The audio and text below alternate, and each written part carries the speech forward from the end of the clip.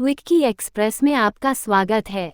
आज की कहानी है लाल परी की कहानी। सालों पहले परियों की नगरी में लाल परी रहती थी। कुछ दिनों बाद महल में एक जश्न मनाने के लिए सब तैयार हो गईं। तभी किसी बात पर रानी परी ने लाल परी को महल से बाहर निकल जाने का आदेश दे दिया। इस बात से उदास होकर लाल परी महल से उड़कर धरती पर आकर एक बाग में छिप गई। उस बाग में बहुत सारे बच्चे खेल खेल रहे थे। लाल परी छिपकर उन बच्चों का खेल देखने लगी और उन बच्चों को हंसता खेलता देखकर वह अपना दुख भी भूल गई। तभी बाग में खेल रही सोनी नाम की एक लड़की की नज़र लाल परी के सुनहरे लाल पंखों पर पड़ गई। सोनी को लगा कि शायद ये कोई फल है और वो उसे लेने के लिए उसके पास चली गई। सोनी ने वहां पर जब लाल परी को देखा तो वह चौंक गई और खुशी के मारे चिल्लाने लगी। सोनी की चीख सुनकर बाग में खेल रहे सभी बच्चे भी उसके पास आ गए। सुंदर लाल परी ने लाल रंग के कपड़े पहने हुए थे। उसके पंख भी लाल थे और उसने चमकता हुआ लाल रंग का सिर पर ताज भी पहना हुआ था। सब बच्चों को देखकर लाल परी ने सबको अपना परिचय दिया। ये सुनते ही सारे बच्चे खुश हो गए और उछल-कूद करने लगे। बच्चों ने दादी से कहानी में सुना था कि लाल परी सारी मनोकामनाएं पूरी करती है। इसी वजह से सारे बच्चे लाल परी को देखकर और खुश हो गए और अपनी इच्छाएं बताने लगे। तभी चिंटू की इच्छा सुनने के बाद लाल परी ने अपनी छड़ी घुमाई और चिंटू हवा की सैर करके वापस जमीन पर आ गया। फिर लाल परी ने अपनी छड़ी घुमाई और एक रसीला ताज़ा आम सोनी के हाथों में आ गया। इसके बाद लाल परी ने फिर से अपनी छड़ी घुमाई और बाग के सभी फूल रोशनी से जगमगाने लगे।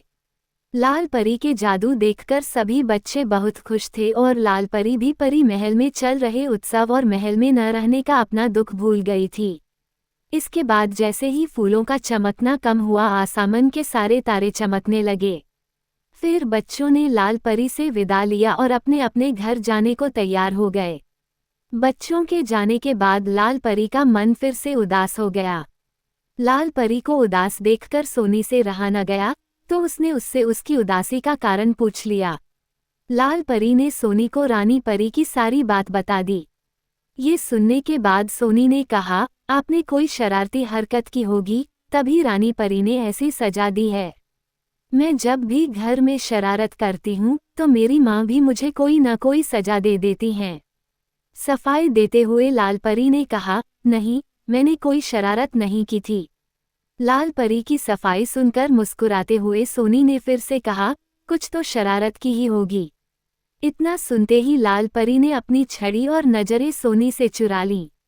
नजरें नीची करते हुए लाल परी ने कहा, हाँ, मैंने एक शरारत की थी। नोटू बौना सीढ़ी पर खड़ा होकर परी महल के सबसे ऊंची घड़ी की सफाई कर रहा था। मैंने सीढ़ी को हिला दिया था।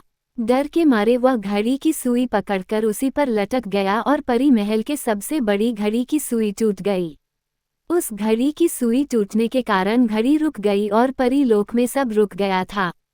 इसके बाद रानी परी ने अपनी जादू से सब कुछ ठीक किया और इसी वजह से गुस्सा होकर उन्होंने मुझे महल के बाहर भेज दिया। जबकि इसमें मेरी कोई गलती नहीं, सारी गलती नोटू बौने की थी।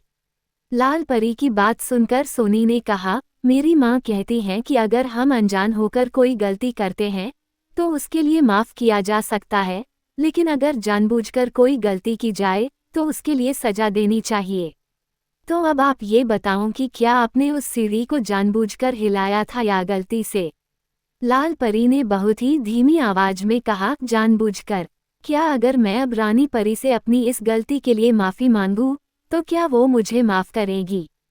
सोनी ने कहा, हाँ बिल्कुल, मेरी माँ ने ये भी बताया है कि अगर कोई कार्य सच्चे मन से किया जाए तो वह जरूर सफल होता है। इसके बाद लाल परी ने सोनी से कहा कि वो उसकी तरफ से उसकी माँ को धन्यवाद दे और अपनी जादुई छड़ी घुमाकर अगले ही पल में सोनी को उसके घर पहुँचा दिया। सोनी की माँ के विचारों को सुनने के बाद लाल परी ने अपने में ठान लिया कि अब वो परी लोक की सबसे अच्छी परी बनेगी। इसके बाद उसने अपने दोनों पंख फैलाए और आसमान की तरफ उड़ चली रानी परी से अपनी गलती के लिए माफ़ी मांगने के लिए। फिर परीलोक पहुंचकर उसने सच्चे मन से अपनी गलती मानकर रानी परी से माफ़ी मांगी और उन्होंने भी उसे माफ़ कर दिया। कहानी से सीख। बेवजह किसी को परेशान नहीं करना चाहिए और अगर अपनी किसी गलती के लिए माफ़ी मांगना चाहते हैं तो उसके लिए सच्चे मन से माफ़ी मांग लेनी चाहिए। सच्चे मन से किया गया काम हमेशा अच्छा होता है।